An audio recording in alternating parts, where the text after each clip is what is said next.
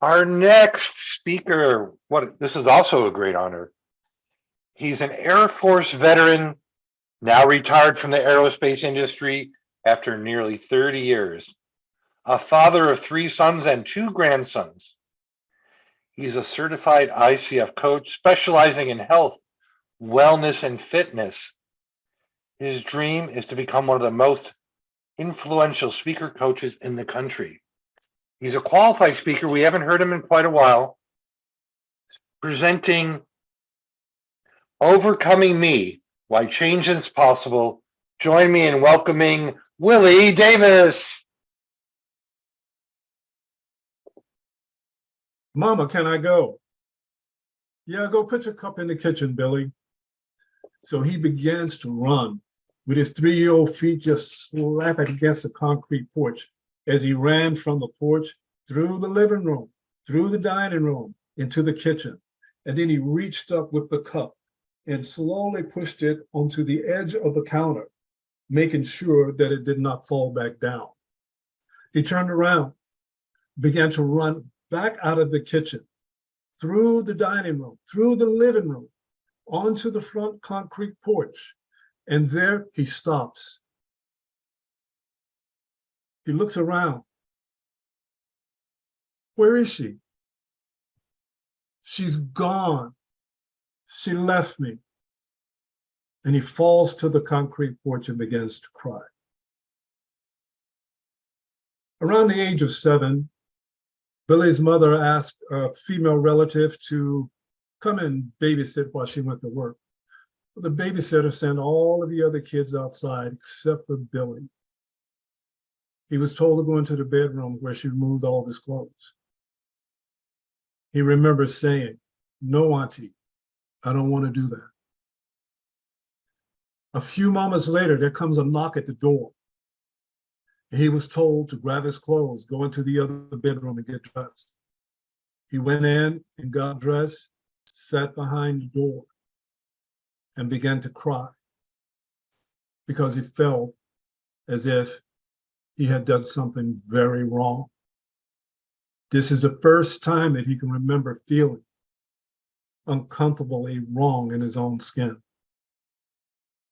As Billy continued to grow into this skinny, awkward-looking kid, he had these, it looked as if his body had to grow into his big nose, his big ears, his big hands and feet. He was a shy kid. He had a few friends, but those friends will always tease him about his features.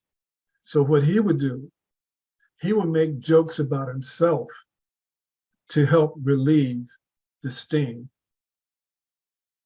Although he had people around him who would always tell him that, "Oh, you're cute and you were smart," he just didn't feel it. He didn't feel it inside of him. And he was very uncomfortable inside of his own skin. At around the age of 14, Billy, without even knowing it, he began to create this dream board on his wall in his bedroom. And there was 3 things that he wrote. He had 3 sheets of paper, 3 things that he wrote on those sheets. One was he wanted to be a fighter pilot in the Navy. Number 2, he wanted to be an actor. And number 3, he wanted to be the best father in the world to his future kids. Billy graduated from high school at the age of 17, and he decided to go into the military. On a summer vacation, he was visiting relatives down in Daytona Beach, Florida. So he decided to go to the Navy recruiting office downtown. When he got there, they were closed because it was lunchtime. They were out. But directly next door was the Air Force recruiting office. Well, that recruiter came out and started talking to Billy, and tried to convince him to go in and to take the test. But he had heard that the Air Force was tough, that the test was tougher to pass. So he was sure he wasn't smart enough to even pass that test. Well, the recruiter finally convinced him to go in. He went in, he took the test, and to his surprise, he passed. A few weeks later, he joined the Air Force. without telling anyone in his family. 2 weeks before he was to leave, he finally broke the news to his mother. And the only thing that she can say is, "Quiet, Billy." He couldn't answer. He felt terrible, as if he had disappointed her in some way. He felt terribly uncomfortable in his own skin. While he was serving, he had written his sister a letter. And one of the first lines in that letter was this. It said, this shell I live in is a living hell, and I am my own worst enemy. Billy served 4 years in the U.S. Air Force with honors. He learned a lot. He picked up the skills that would allow him to work for close to 30 years in the aerospace industry. After the military, and true to his dream board that he had written on his wall years ago, he joined an acting and film academy, and he did 2 stage plays that was of some significance. He did 2 PBS specials and 1 anti-smoking commercial that actually aired. Even with that, he still felt so very uncomfortable in his own skin. Fatherhood came in 1977 with his first son, Daryl. And he knew from what he had written on that board that he wanted to be the best father possible to his little boy. So he quit acting. He found a job so that he could take care of his little boy. And that was the beginning of his long career in the aerospace industry. 5 years later, he looks up and he's a single father to his little boy, which would last for 8 years. But it was some of the best years of his life. But still he felt so very uncomfortable in his own skin. While at work, he met a young lady on the job, and they became friends. For 2 years, they just talked and they shared their dreams. One evening, he was at work, and the hangar was basically empty. It was overtime, and he heard the click, clack, click, clack of high-heel shoes echoing through the hangar.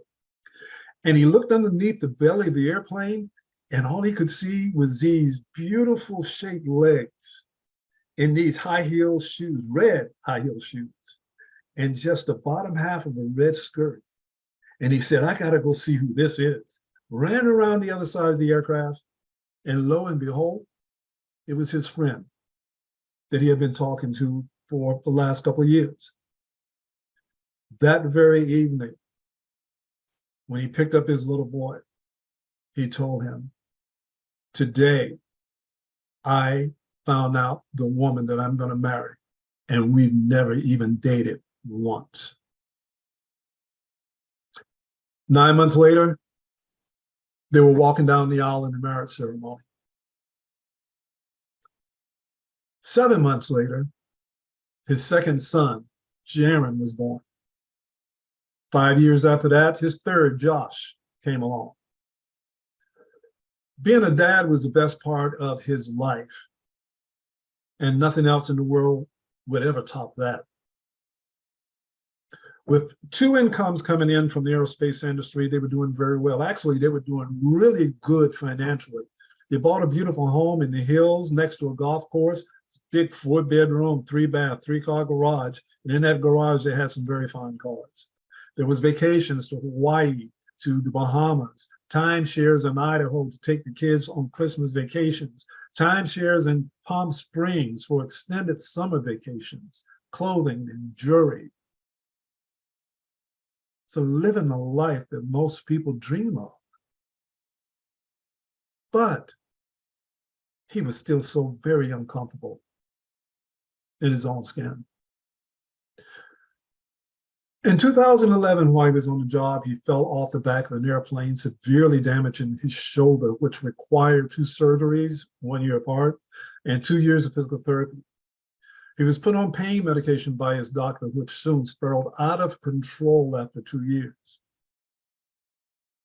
Around about the same time, after 20 years of marriage, he realized that this marriage was not going to last for much longer. Within a very short time, his mother passed away and his wife moved out of the house, leaving him and his 2 sons. He also discovered that he would not be going back to that well-paying job that he had, because now they considered him as a liability and they forced him into retiring from the aerospace industry. On top of all of that, there was the threat of losing his home. And guess what? His father died soon after that. Everything just came falling down, this life that he had built. Now everything was in crumbles. Now he no longer even wanted to be in his own skin. Bad things happen to good people. That's life. There comes a moment, though, in the survivor's life where the mind shifts. And the very moment that he decided not to let his past circumstances dictate his future, that's when things began to change. That moment happened when he was sitting in an emergency room at the VA hospital, rocking back and forth from withdrawals from pain medication. He had brought his youngest son, Josh, with him, and looking over and seeing the concern and fear on the face of his son, and he began to hear the voice of his ex-wife saying, "You are going to end up living in a ditch beside a road and selling oranges on a street corner." What made that statement so powerful was that he actually believed it. That is when he made up his mind that he was going to shift from being Billy, from being that one who lived in the past with all of that trauma, with all of those bad things that happened to him. He was going to leave that behind and begin to discover Willie, yours truly, and to begin living in the future, in the past, present, future. Why is it that so many of us wait for tragedy to strike in our lives before we move forward and start to live that life that we know that we can live and we know and feel we deserve? What does it mean? What does change mean to us? Well, most people change when they come to a place of deep frustration and pain. It is when they develop the humility to admit that their current approach just is not working for them. They are then ready to start taking the first steps towards change. And when we talk about change, we are really talking about changing a habit. So why is it so hard for us to change? It's so hard because we develop habits that make us feel safe when we feel threatened by change. And this is what we all know as the comfort zone. Ironically, it's also the place where you hear people say, "I'm bored. There has got to be more to life than this." Some of us tend to live our life in the past, relying on the experiences that we've had years ago. Those experiences can lead to misinterpretations, limited beliefs, assumptions, all of which can stop us in our tracks and keep us from moving forward to fulfilling the life that we feel that we can attain. Now, my first step was to get off of the pain medication. We had tried before and it only got worse. So one day I called my doctor and I told him, "Hey, this is a huge problem and I'm going to take care of it myself. I'm going to go cold turkey, but I read on the internet, and we all know what we read on the internet is true, that I could die going cold turkey." He kind of chuckled and he says, "Mr. Davis, you're going to feel like you're dying, but you won't." for 7 days. 7 days in my bed. I shook with the chills, frequent trips to the restroom, only able to hold down a small amount of soup for days on end. But then suddenly on that 7th, 8th day, it was as if the sun broke through the overcast that had been hanging over my life for so many years. Secondly, I realized that I had to forgive those in my life that I thought had contributed to me feeling so uncomfortable in my own skin. My father for being a workaholic and not having time to spend with us. My mother for having to take care of 5 other kids. And that female relative for doing what she did to me. My ex-wife for making me feel as though I was a worthless, no good man who could be thrown away after use. But after forgiving those people, I still have this feeling of worthlessness because I felt I had let others control my life. Then I began to realize that now I had to take full responsibility for everything that had happened in my life. I concluded that no one can make me feel a certain way. It is actually the way that I chose to feel because of the circumstances. From there, I had to develop self-love, self-acceptance, and self-forgiveness. Here's the way I looked at it. How could I truly love someone else if I didn't truly love myself? Where's my reference? How could I truly accept someone else if I didn't truly accept myself? What's my reference? And finally, how could I truly forgive others if I could not forgive myself? And again, what's my reference? In my opinion, these are the foundations that I had to go through in order to overcome me, in order to overcome Billy. Making a change means changing our habits. Habits are difficult to change because we are mostly motivated by negative emotions. We get trapped by misconceptions without fully understanding the processes needed to make the changes. My late grandmother, whom we used to call Big Mama, she used to say to us, it's like, honey, how do you eat an elephant? One bite at a time. And we would just laugh when she said that with that southern accent that she had. It's just so funny to us. But it's true. We try to eat the elephant all at once and we get indigestion. Then we want to give up. We neglect to find and use the tools available to us to help us make permanent changes in our lives. We underestimate the process and think it will be easy, and we tap out when it becomes difficult. How many of you know a Billy? How many of you know maybe a Kathy or a Bobby? Can any of you personally relate to being a Billy? There are so many suffering in this world silently, like I did. Asking these questions like, why can't I feel whole and complete? What is my purpose? What is holding me back? The man speaking to you today is a different, very, very different one from 8 years ago.